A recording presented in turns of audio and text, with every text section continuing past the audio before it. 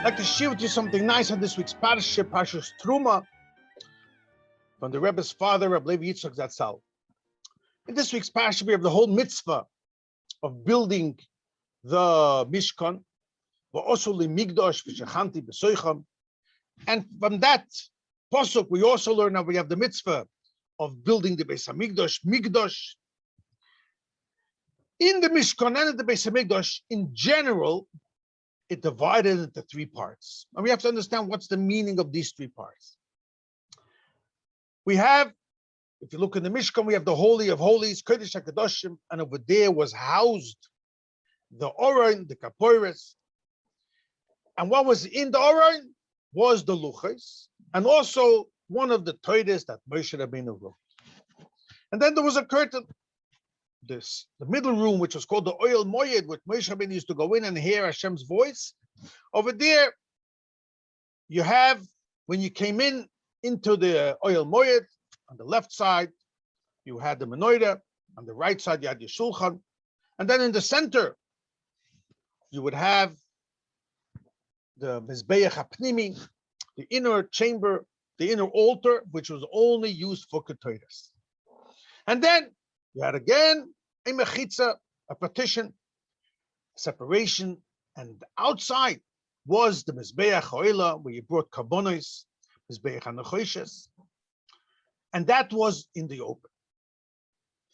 So what are these three, these three places, the Holy of Holies, then the Oil Moed, and then the outside the Mizbeach? What is that? What do we learn from that? And also why the Oil Moed was covered, where you had the menorah and the shulchan, the Mizbeach, but the Mizbeach outside was open. Explains Rebbe Levi Yitzchok that these three parts mirrors what in the person's avodas Hashem. We have our head, our mind, which is called moichen, our understanding, our knowledge, and that a person is supposed to delve and learn Torah.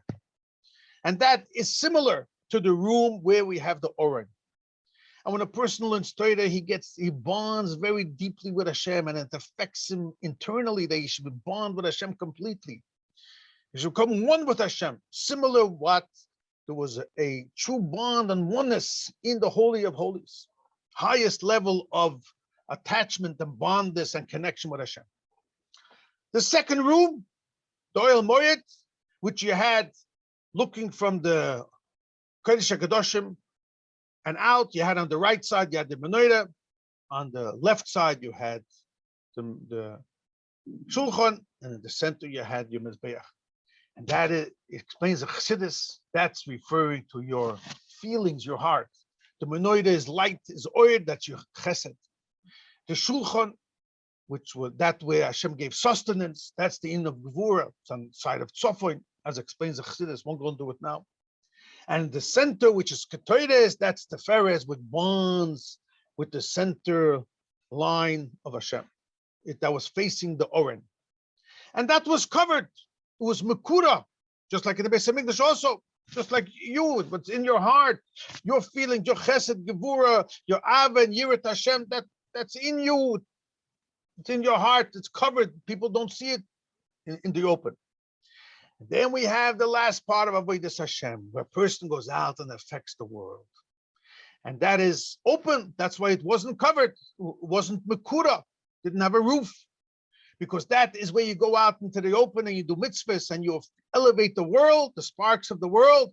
And that's something that's revealed. And that's why the Mizbeach Ha'olah was a Mizbeach where it dealt with challenges. Even if it's under a sin, he could bring a carbon and he could find forgiveness, because that is the level which we are dealing. It's called Malchus in Melech Layam. The king has to come also and be involved with the nation into the physical world, the lower level of the world, and to elevate the world. So these are the three parts in a nutshell of the Mishkan, the Holy of Holies, that is mirrors in our understanding, our moichin, our learning of Torah. That's what there was a Torah over there. The center part is our midos, and the outer side, which was open, deals with how we relate to the outside world. You see how everything in Torah is so exact.